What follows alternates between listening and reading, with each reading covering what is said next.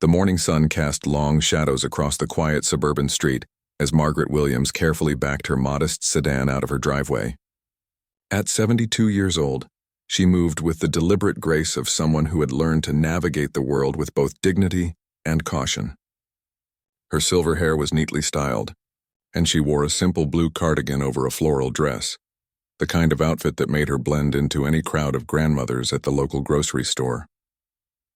Margaret had lived in this neighborhood for 15 years, ever since her late husband had convinced her they needed a quieter place to enjoy their retirement. The tree-lined streets and well-maintained lawns had seemed like the perfect sanctuary after decades of high-pressure work in Washington, D.C. Her neighbors knew her as the friendly woman who brought homemade cookies to block parties and volunteered at the local literacy center.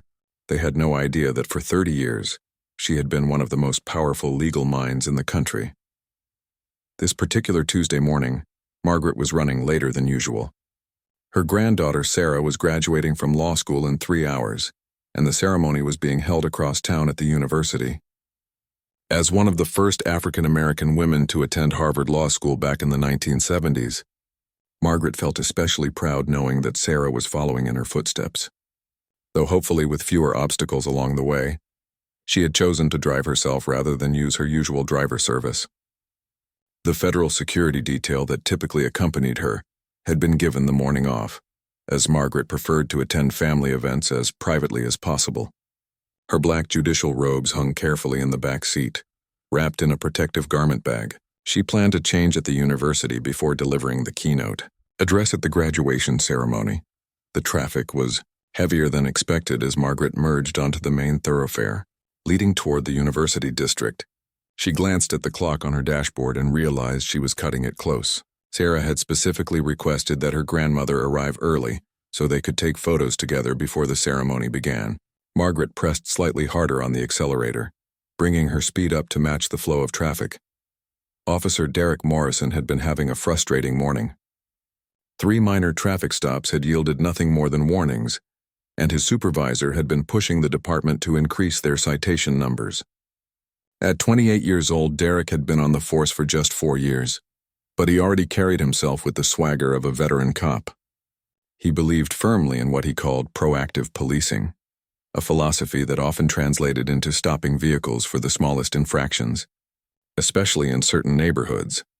From his position behind a billboard on Route 45, Derek spotted Margaret's sedan traveling with the flow of traffic. Something about the elderly black woman driving alone struck him as worth investigating. In his mind, she looked out of place in this predominantly white suburb. Her car, while clean and well-maintained, was several years old and not the type of luxury vehicle he typically saw in this area.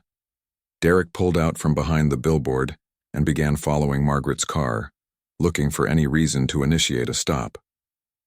When she briefly accelerated to pass a slow-moving truck, he found his opportunity.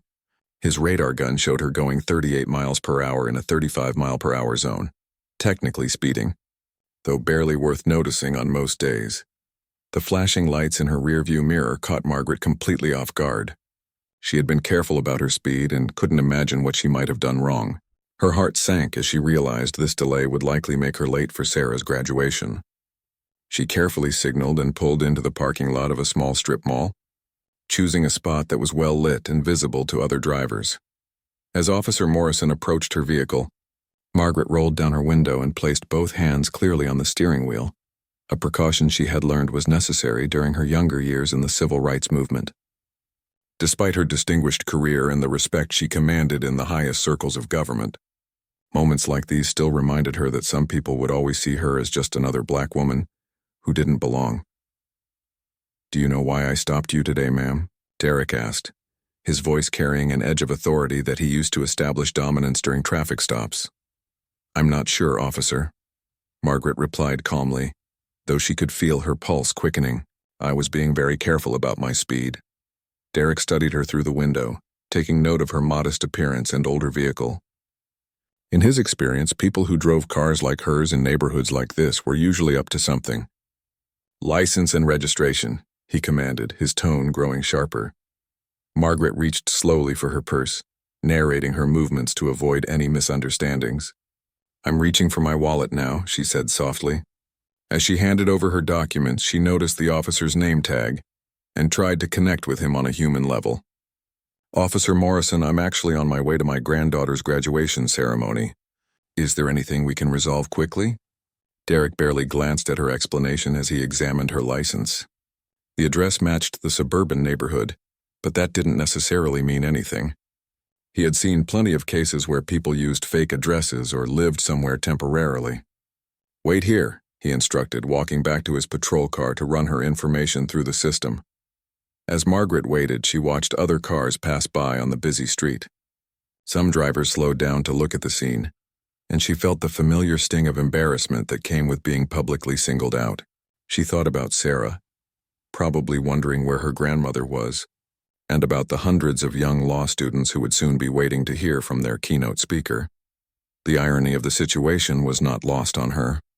In just a few hours, she would be standing before a crowd of future lawyers, speaking about justice and equality under the law.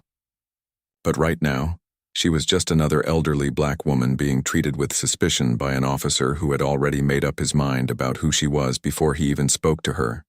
Officer Morrison sat in his patrol car, staring at the computer screen with growing suspicion. Margaret Williams had a clean driving record.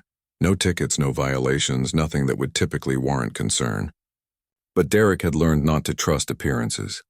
In his mind, people who seemed too clean often had something to hide. He decided to dig deeper. He radioed dispatch to request additional information about the vehicle and its registered owner. "Run a full background check on Margaret Williams," he instructed, giving them her license number. "Something doesn't feel right about this stop." While waiting for the information, Derek observed Margaret through his windshield. She sat perfectly still in her driver's seat, hands visible on the steering wheel. To him, this looked like the behavior of someone trying too hard to appear innocent. He had been trained to look for suspicious behavior, and in his experience, truly innocent people usually seemed more relaxed during routine traffic stops. Margaret glanced at her watch and felt her anxiety growing. 20 minutes had passed since she was pulled over, and the graduation ceremony would begin in less than 2 hours. She needed time to get to the university, find parking, change into her judicial robes, and meet with Sarah before the ceremony began. Every minute that passed made it less likely she would be able to fulfill her promise to her granddaughter. She considered mentioning her position to the officer, but decided against it. Throughout her career, Margaret had made it a point never to use her status to receive special treatment.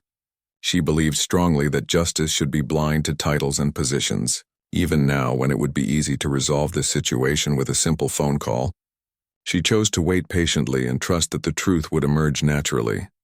Derek's radio crackled to life with information from dispatch. "Subject has no criminal history," the voice reported. "Clean record going back decades. Vehicle registration is current and matches the license information." This news only increased Derek's suspicion. In his 4 years on the force, he had developed a theory that people with completely clean records were often the most dangerous. "Request a K-9 unit for a possible drug search," he radioed back. "I want to take a closer look at this vehicle." The dispatcher's voice carried a note of confusion. "Officer Morrison, what's your probable cause for requesting a K-9 unit?" The subject's record shows no history of drug-related offenses. Derek felt his authority being questioned, which only strengthened his resolve. "The driver was speeding and acting nervous," he replied, stretching the truth. "I have reasonable suspicion to investigate further." As Margaret continued to wait, other drivers began to take notice of the prolonged traffic stop. Several cars slowed down as they passed, their occupants craning their necks to see what was happening. A few people had even pulled into the strip mall parking lot, pretending to shop while actually watching the scene unfold. Among those observing was Janet Chen, a local news reporter who happened to be driving by on her way to cover a different story. She immediately recognized that something unusual was happening when she saw an elderly woman being detained for what appeared to be an extraordinary length of time for a simple traffic violation. Janet parked her car and began discreetly recording the scene with her phone, knowing that these situations sometimes escalated in ways that warranted public attention. After 30 minutes, Derek finally returned to Margaret's car window. His demeanor had grown noticeably more aggressive during the wait. "Ma'am, I'm going to need you to step out of the vehicle," he announced. "I have reasonable suspicion to conduct a search." Margaret's heart sank. She had hoped this would remain a simple traffic stop, but it was clearly escalating beyond anything reasonable. "Officer Morrison," she said carefully, "may I ask what I'm suspected of doing? I was only 3 miles per hour over the speed limit, and I've been nothing but cooperative." "Just step out of the car, ma'am," Derek repeated, his hand moving toward his service weapon in what he considered an intimidating gesture. "Don't make this more difficult than it needs to be." Margaret slowly opened her car door and stepped onto the pavement. At 72, she moved more carefully than she once had, and the stress of the situation made her movements even more deliberate. Derek interpreted this as further evidence of suspicious behavior. "Put your hands on the hood of the car," he instructed, preparing to conduct a pat-down search. Margaret complied, though she couldn't help thinking about how this scene would look to anyone passing by. An elderly black woman being treated like a criminal in broad daylight for no apparent reason. As Derek began his search, Margaret's judicial robes became visible through the back window of her car. The black garment bag was clearly labeled with the Supreme Court seal, but Derek was too focused on what he was convinced was criminal behavior to notice the significance of what he was seeing. "What's in the bag?" he demanded, pointing toward the back seat. "Those are my work clothes," Margaret replied simply, not wanting to complicate the situation further. Derek's suspicion intensified. Who carried work clothes in such a formal garment bag? In his mind, this was exactly the kind of detail that separated real criminals from ordinary citizens. He was now convinced that he had stumbled onto something significant. The K-9 unit arrived just as Derek finished his fruitless pat-down of Margaret. Officer Lisa Rodriguez stepped out of the K-9 unit with her German Shepherd, Max.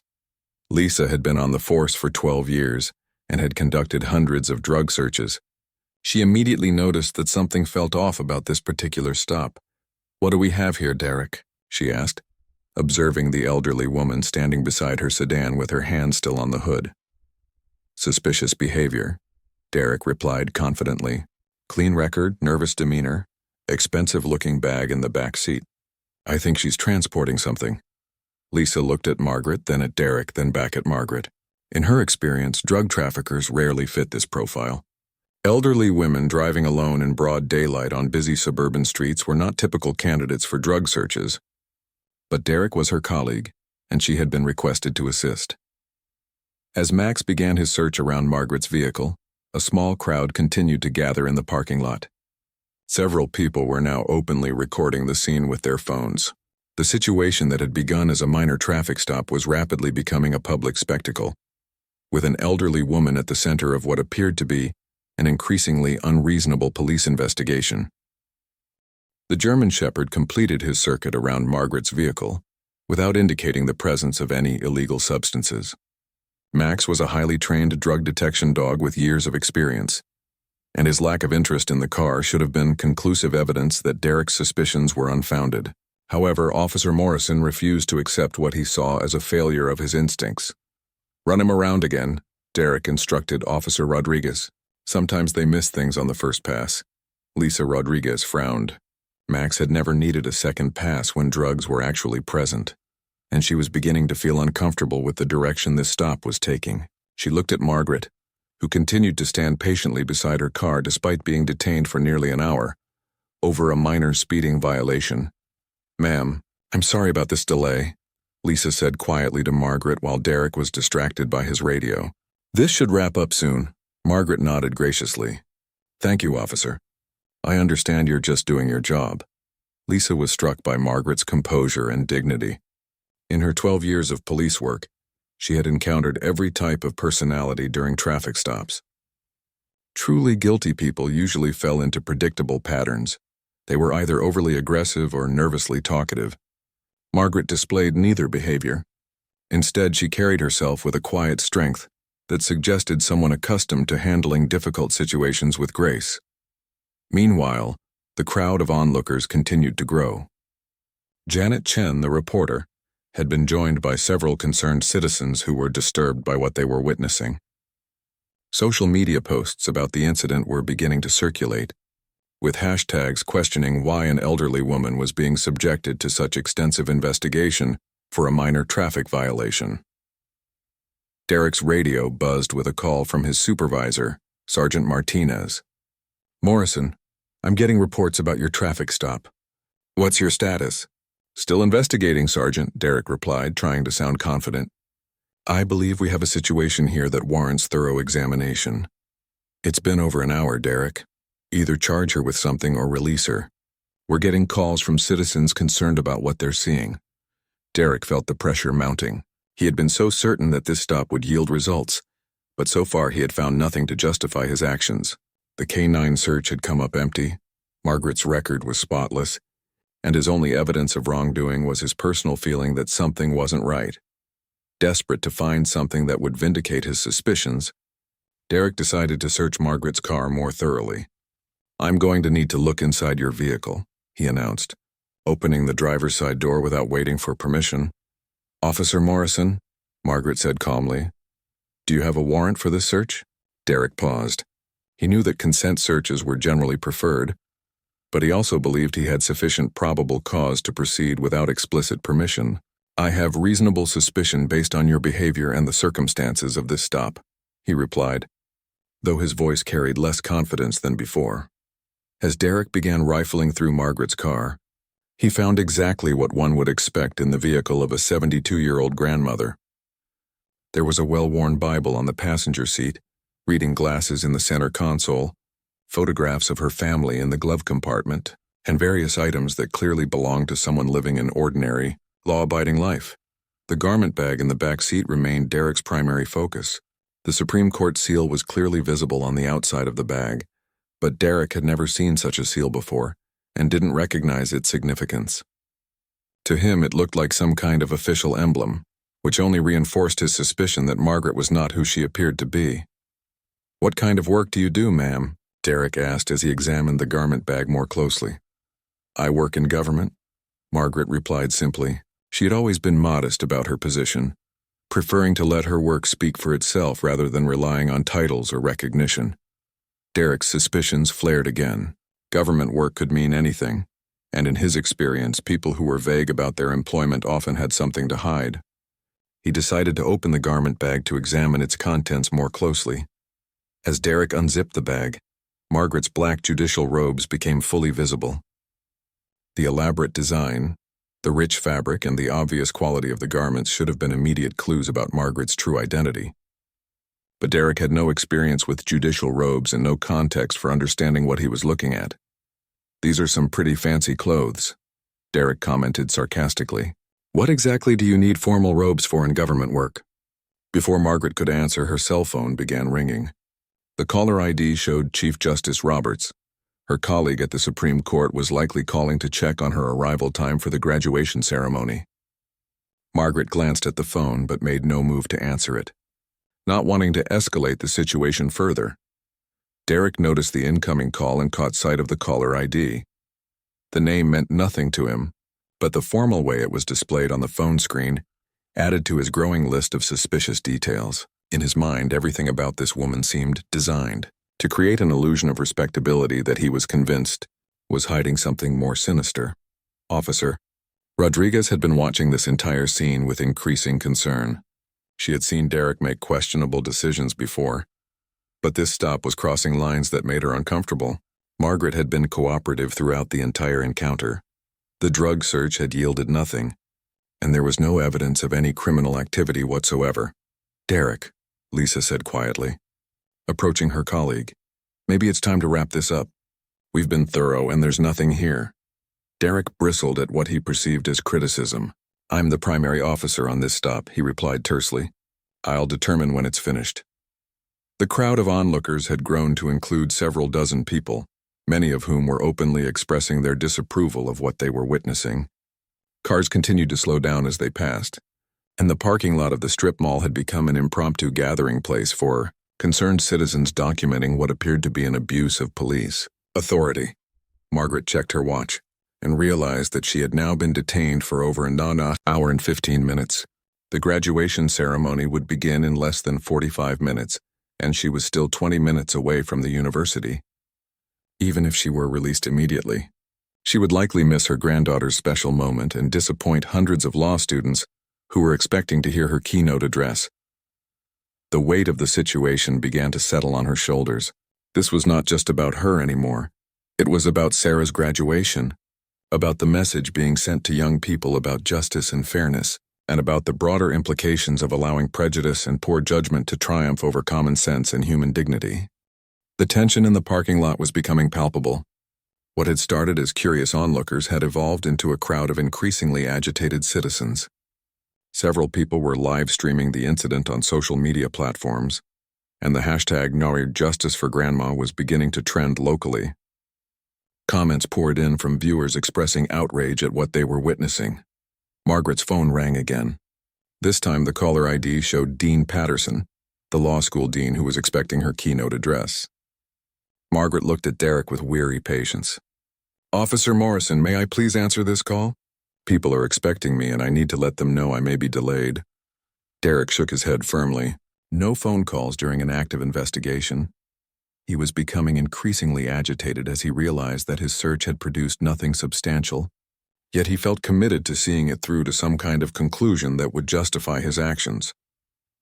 In the crowd, Janet Chen had been conducting informal interviews with other witnesses. She approached an elderly white gentleman named Robert Foster, who had been watching the scene unfold with obvious distress. "I've lived in this community for 40 years, Robert told Janet's camera. "I've never seen anything like this.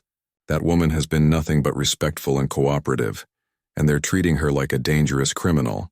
It's shameful." Another witness, Maria Santos, a young mother with 2 small children, expressed similar concerns. "My kids are asking me why the police are being mean to the nice lady. What am I supposed to tell them? That this is how we treat our elders in America?" The growing public attention was beginning to concern Derek, but it also made him feel more defensive about his actions. In his mind, the crowd's reaction proved that civilians didn't understand the complexities of police work. He convinced himself that their criticism was unfounded and that he needed to continue his investigation to prove he had been right all along. Sergeant Martinez arrived at the scene 40 minutes after the incident began escalating. As a 20-year veteran of the force, he immediately recognized that something had gone seriously wrong. The crowd, the media attention, and the extended detention of an elderly woman over a minor traffic violation created exactly the kind of public relations nightmare that departments worked hard to avoid. "Officer Morrison," Sergeant Martinez called out as he approached the scene, "I need to speak with you immediately." Derek reluctantly left Margaret standing beside her car and walked over to meet with his supervisor. "Sergeant, I know this looks bad, but I have strong suspicions about this woman. Something isn't right about her story." "What exactly are your suspicions based on?" Martinez asked, keeping his voice low to avoid being overheard by the crowd. "She was speeding, she seemed nervous, her record is too clean, and she's carrying some kind of official-looking robes. Plus, she's being vague about her government job. It all adds up to something suspicious." Sergeant Martinez looked over at Margaret, who continued to stand patiently beside her vehicle, despite having been detained for nearly 90 minutes.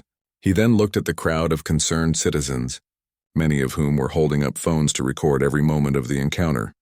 "Derek, you've detained this woman for an hour and a half over a 3-mile-per-hour speeding violation.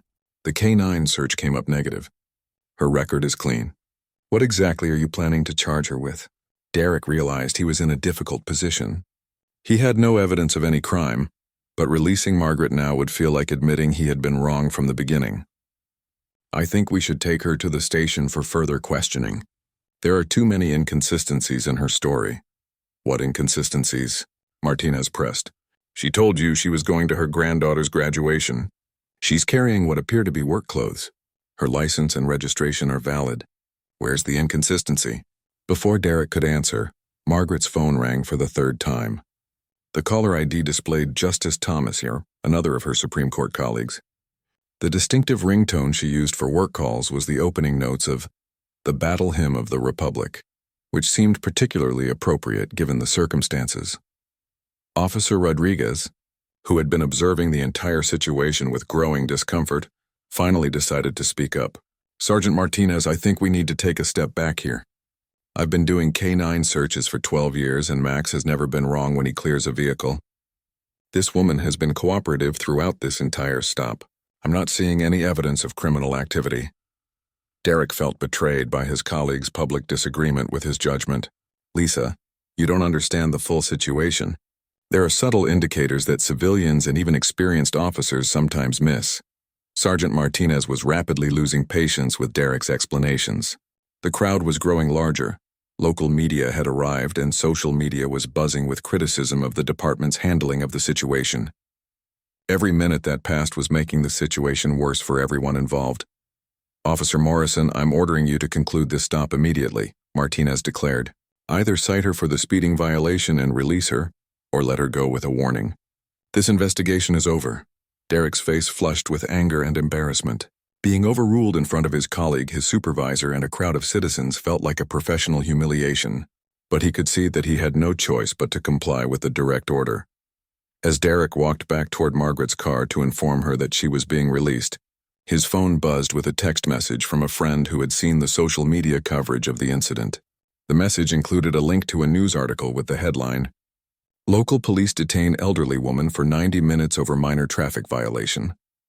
The article had been published just minutes earlier by Janet Chen's news station, and it was already being shared widely across social media platforms.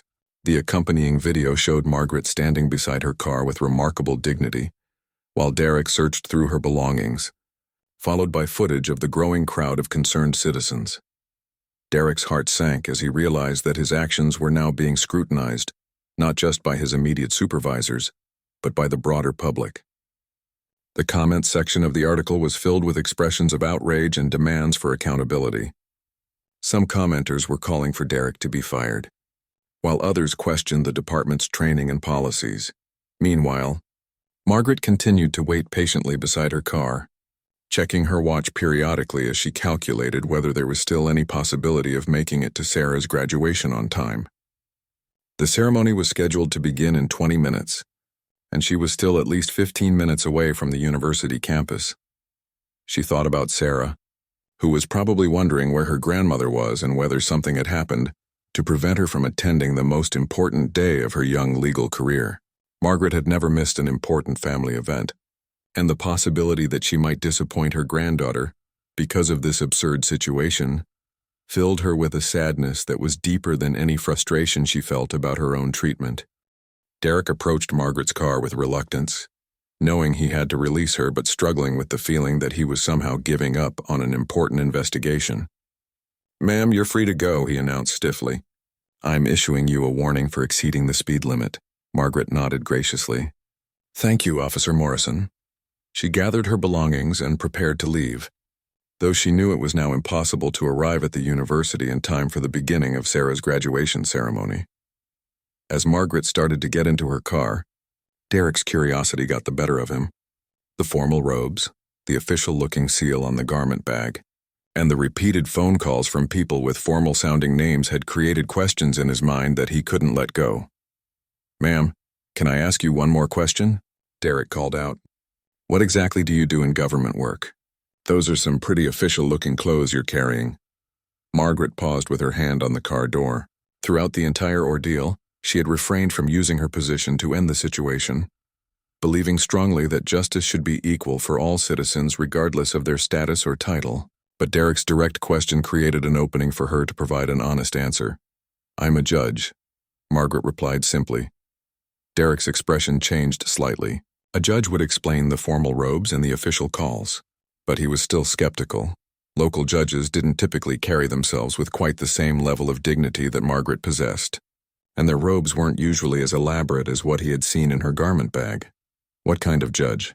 Derek pressed, his curiosity now overriding his previous antagonism. Margaret hesitated for a moment, then decided that complete honesty was the best approach. "I serve on the Supreme Court of the United States." The words hit Derek like a physical blow. For a moment, he stood frozen, unable to process what he had just heard. A Supreme Court justice. He had just spent nearly 2 hours detaining, searching, and investigating one of the 9 most powerful judicial figures in the entire country. Derek's face went pale as the full implications of the situation began to dawn on him. The formal robes, the calls from colleagues with titles, like Chief Justice and Justice Thomas, the quiet dignity with which Margaret had endured his investigation, everything suddenly made perfect sense. Officer Rodriguez, who had overheard Margaret's revelation, felt her own sense of shock and embarrassment. She had participated in the detention of a Supreme Court justice over a minor traffic violation.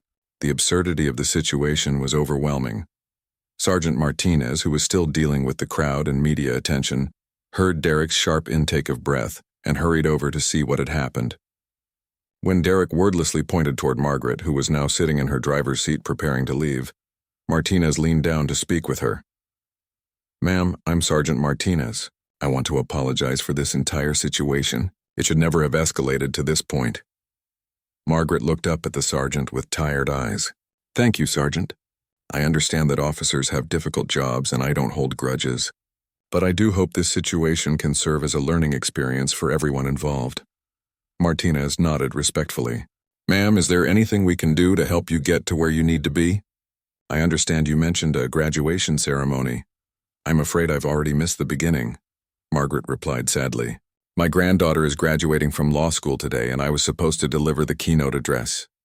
They'll have to proceed without me."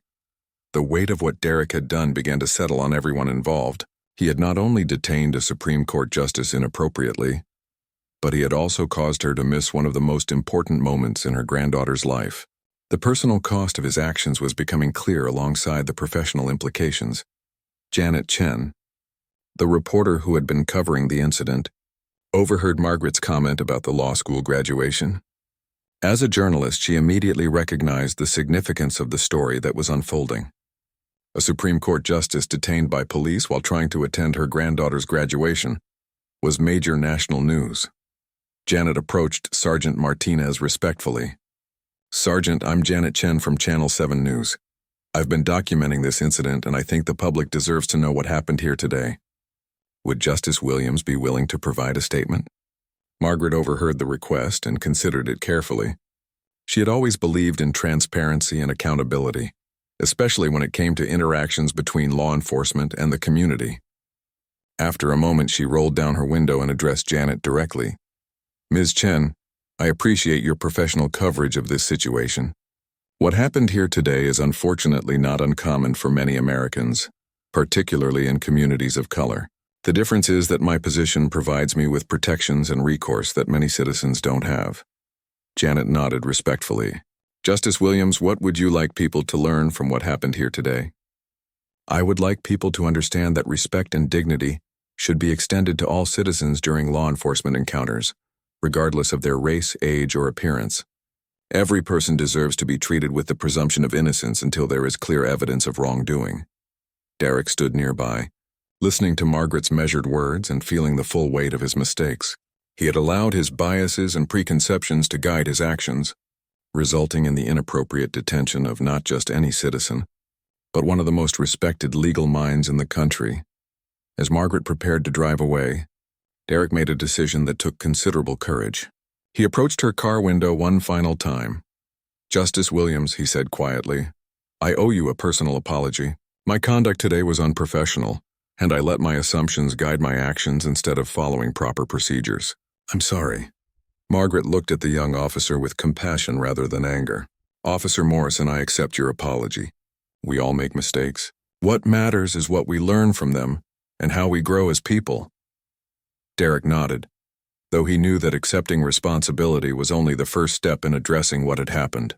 The incident was already becoming national news, and there would likely be serious consequences for his career and reputation. As Margaret finally drove away from the strip mall parking lot, the crowd of onlookers began to disperse.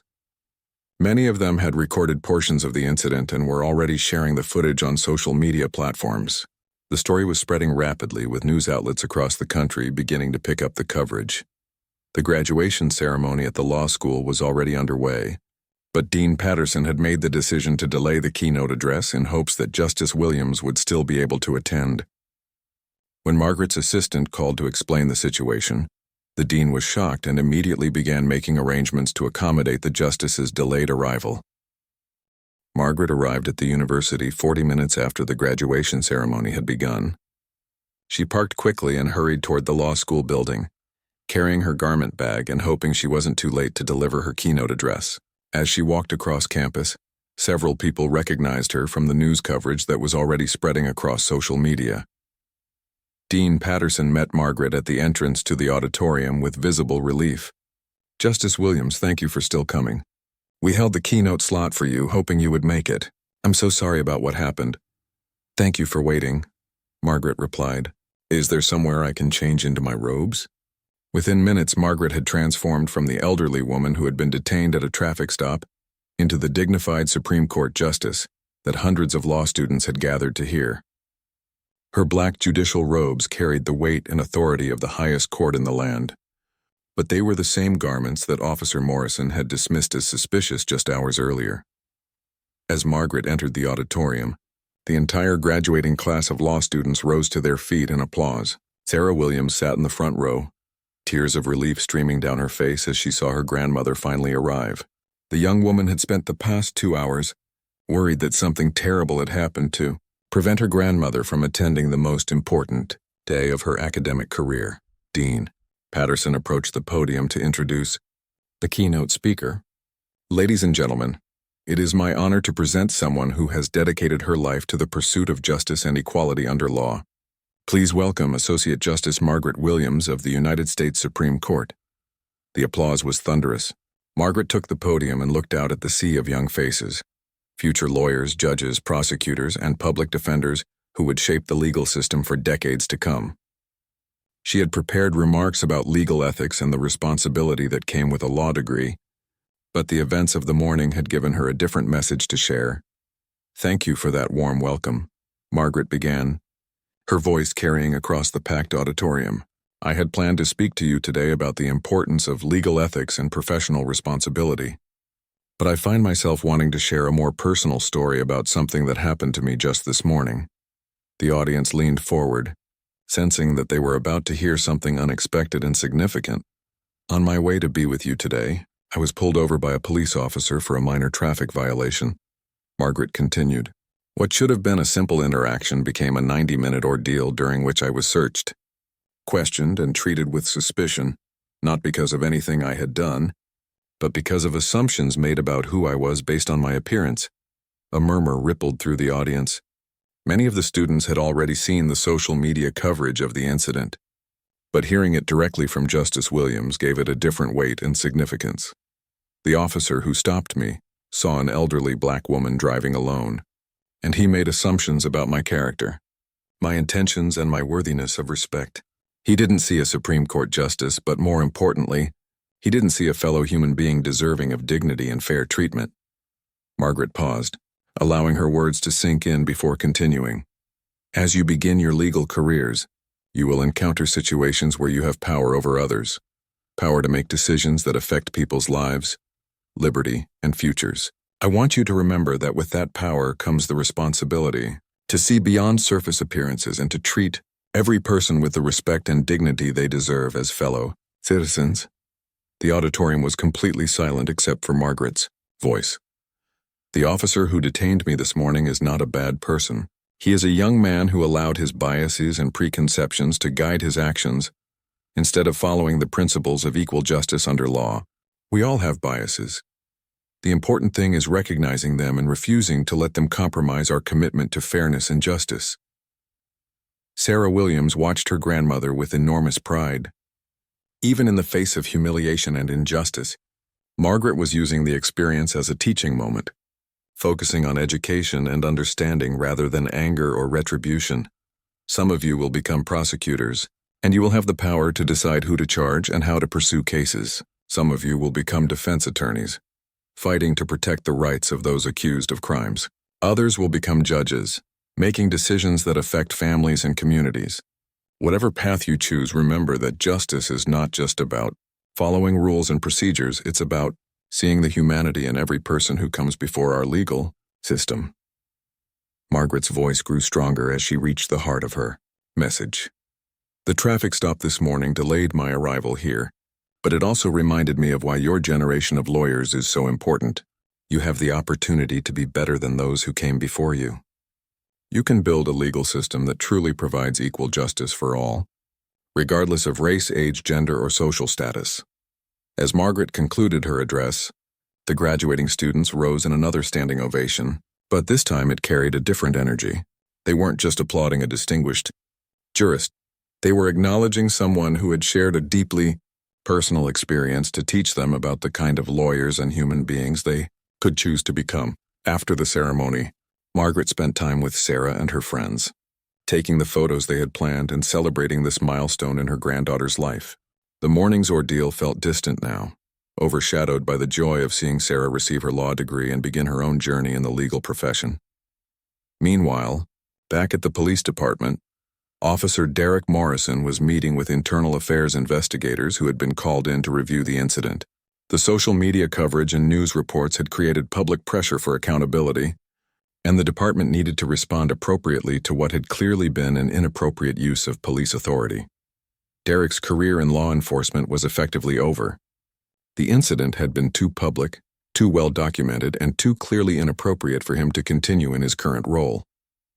But as he sat in the interview room, answering questions about his actions, Derek found himself thinking not about his career but about justice.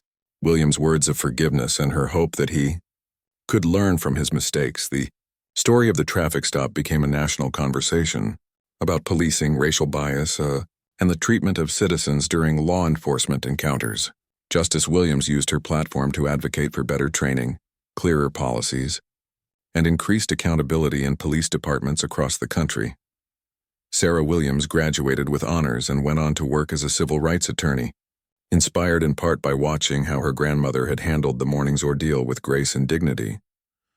The incident that had started as an example of bias and poor judgment had become a catalyst for positive change, both for individuals and for the broader justice system.